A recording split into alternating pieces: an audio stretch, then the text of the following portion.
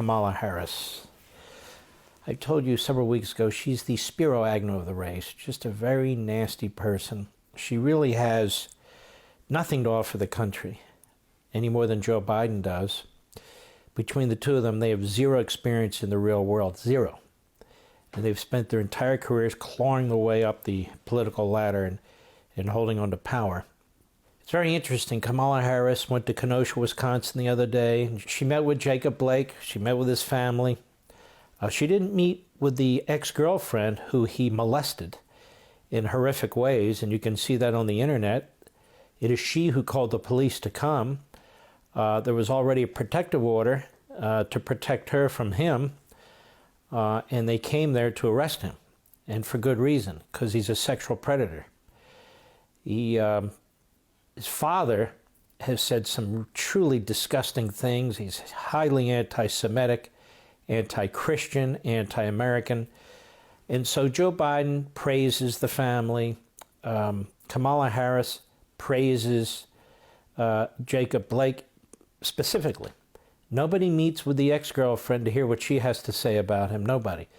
And she actually says she's proud of the family and proud of him. Now, this is a little weird. Remember the slanders she used against Brett Kavanaugh and said she believed the rape allegations, which were so absurd. Almost nobody who was objective believed them, but she believed those. And remember, she believed the molestation allegations, touchy-feely Joe Biden, and then, of course, she reversed course on that. And now we have a woman who was clearly molested again by Jacob Blake, and she says she's proud of Jacob Blake and the family, and she never met with a woman. So this is Kamala Harris. Very, very troubling. She is a quintessential political hack, is what she is. But she has no moral compass. That's the problem. She has no moral compass any more than Joe Biden does. And so Kamala Harris was asked over the weekend by CNN, Dana Bash, about this vaccine. Now let's wait a minute and do a little background on this. There are 3 companies in the United States that are working on a vaccine. These are well-known companies, including Pfizer and Johnson & Johnson. They're not beholden to any political party, any political ideology. The President of the United States, what the President has done is he's organized the federal government to better coordinate with these companies, to share information, to joint test the products that they're coming up with, and to monitor each other. In other words, there's massive coordination going on. He's ripped out all the red tape to make this go as fast as possible. And the president's being attacked by the New York Times, the Washington Post, and others, the Drudge Report, suggesting that this is political because he's rushing it before the election. I'm thinking to myself, what's he supposed to do, tap the brakes before the election? He made it well known, this Operation Warp Speed. He wanted to get vaccines and therapeutics as fast as possible to save lives. And now he's being attacked for it. Oh, it must be political. This is so crazy. It's not even funny. So crazy. And speaking of crazy, I circle back to Kamala Harris. Now, she was interviewed, and this is CNN on Sunday, Dana Bash, and I want you to listen to this. Go.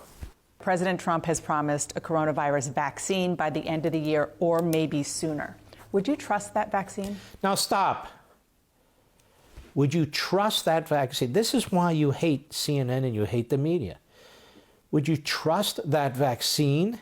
Why, is President Trump in the lab developing the vaccine? It's so outrageous. And so the implication, of course, is that this is all political. The vaccine can't be trusted. This isn't news, ladies and gentlemen. This is propaganda. She could work for Xi in China or Putin in Russia. It's just so bad that if we have a vaccine, shouldn't we celebrate it? Shouldn't we be cheering? Shouldn't we be talking about the number of lives that might be saved? That this is a remarkable American achievement, American ingenuity and inventiveness? No. Instead, do you trust that vaccine?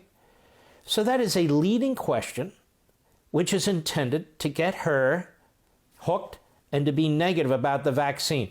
Does a tremendous disservice to the public. Go ahead. I think that we have learned since this pandemic started, but really before that, that there's very little that we can trust that comes out of Donald Trump's mouth. All right, stop. We can't trust what comes out of Donald Trump's mouth. First of all, this isn't coming out of Donald Trump's mouth. Secondly, she is the one who is a pathological liar. Remember, let's wear a mask. Everyone should wear a mask. We're going to mandate a mask. Joe Biden's demonstrated what a leader he is because we're going to mandate a mask. Well, we're not going to mandate a mask. John Biden says, we're going to mandate a mask. Well, it may not be constitutional, so we really won't mandate a mask. This is their big idea. Everything is political. Everything is hackery. Go ahead. Called it a hoax. He has muzzled the public health He never expert. called the virus a hoax. He called the attack on him a hoax. These are liars. These are propagandists. These are demagogues. He never called the virus a hoax. As a matter of fact, he was the only one in leadership in Washington, D.C. who took it seriously.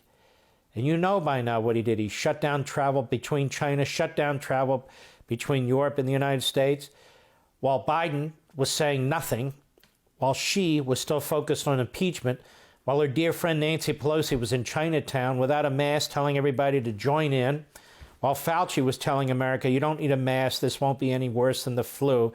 It was Trump who put his foot down. So it's just outrageous how they lie and how CNN and Dana Bash allow her to lie. Go. Of it. He has created false expectations for the American people and American families, even though if he had listened to the scientists and the experts. What? Listening to the scientists and the experts?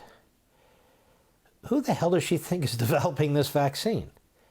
The scientists and the experts in the private sector, of which she knows nothing. He's listened to the science every single step of the way. It's Joe Biden who says he would shut down the entire government if a scientist told him to, and now he's backed off that too. So it's just appalling. Go ahead. The gravity of it and the power that he as president of the United States has to actually save lives. And none of those were his priorities. His priority... None of those were his priorities, ladies and gentlemen. No. All those efforts to help in the early days with ventilators and respirators and hospital beds and PPE and hospital military boats and the Javits Center and on and on and on. All those efforts by the federal government, unparalleled, unprecedented in modern American history. And also getting the private sector assembly lines to switch over to develop things like ventilators and so forth. He didn't care about lives, ladies and gentlemen. He just blew it off. Operation Warp Speed, again, with the vaccines. What does she think he's trying to do? He doesn't care about lives, but he's trying to get a vaccine and therapeutics out there as fast as possible. No, you don't understand. That's politics. These are sick people. Go. His priority was to do whatever he thought was politically expedient. And what was politically expedient? Do whatever he thought was politically expedient. God, I would just like 30 minutes questioning Kamala Harris. Just 30 minutes. That's 15 minutes. 15 minutes, that's all I need. As a matter of fact, I'm going to tell you a little inside baseball footnote to this. We've been trying all weekend, haven't we, Mr. Producer, to get the mayor of New York on my Fox show. And they're not even responding to me. Because I want to confront, politely, but forcefully, the mayor of New York on the riots, on the restaurants, on the virus. He will not come on my show. His people won't even respond. This is what we get. Bernie Sanders all these years, same damn thing. Chuck Schumer, Nancy Pelosi, and she's a gutless wonder, Kamala Harris. Go ahead. So, no, I would not trust his word. I would trust the word of public health experts and scientists, but not Donald Trump. But do you trust that in the situation where we're in now, that the public health experts and the scientists will get the last word on the efficacy of a vaccine? Why does she assume they won't? Why does she assume they won't? Go ahead. If past is prologue, that they will not. They'll be muzzled. What is she talking about, muzzled? Nobody can muzzle Fauci. He never shuts the hell up. Same with Birx. Same with everybody else. I mean, in 2009, when Obama and Biden were in charge of the swine flu and they screwed it up every single step of the way, you didn't hear from Fauci all the time or anybody else. They stopped the testing. They said it's a pandemic, no need to test. They got the vaccine, they got it late, they didn't produce enough, they weren't thinking ahead on how to actually produce the delivery devices, like syringes. They hadn't figured out how to distribute it, and on and on and on. And Trump is ahead of the curve on all that stuff. Go ahead. Rest. They will be sidelined because he's looking at an election. That's enough. She's an idiot and a liar. I cannot stand that woman. For more, sign up for Levin TV.